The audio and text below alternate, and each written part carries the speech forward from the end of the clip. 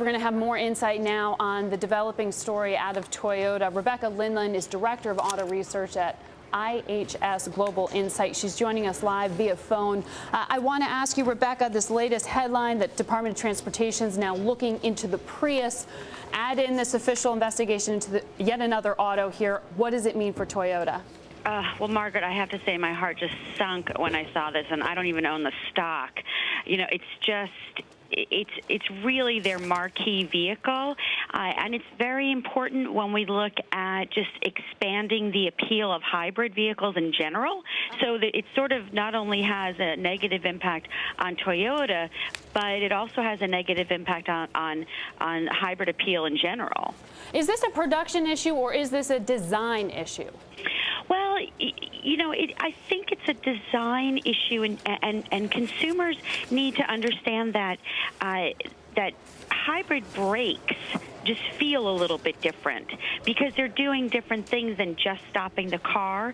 They're also kind of restocking the energy associated with the hybrid vehicle. It's called regenerative braking. So you have that issue as well. But if people are not comfortable behind the wheel of a car, you know, you're going to run into these kinds of problems. What does this mean, though, for some of the companies that you do own? I mean, is this just giving us more market share being pushed towards Ford? Well, you know, just to clarify, I don't own any of the stocks in these, but all of the manufacturers are clients of IHS Global Insight. Okay. When we look at the forecast right now, as we're discussing daily, we're actually more prone to put some additional share towards Honda first because they're the most cross-shopped against Toyota in the U.S., and then Hyundai also. Those are the two companies.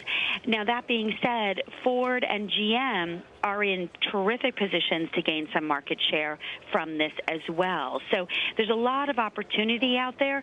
You know, the number 2 most popular selling brand in the U.S., Toyota, isn't in there right now. They're really not competing, and so there's a lot of opportunity for everybody else. Well, tell me, when I think about an issue on a PR front like this one, I think about what happened to Audi, and Audi trying to make a re-entrance into the U.S. market is still somewhat challenged, much more success in Europe.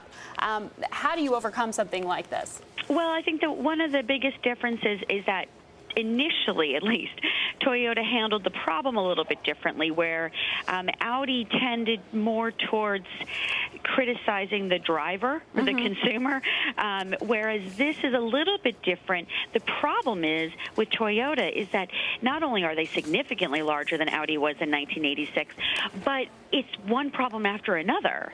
And so, you know, every day we sort of wake up and another issue has developed with another car. So it's a much more broader issue than what we ran into with Audi. It is a broad issue, and we've got it covered here. We're going to continue to follow the story. Thank you so much, Rebecca, for joining us so quickly on the phone with your insight there.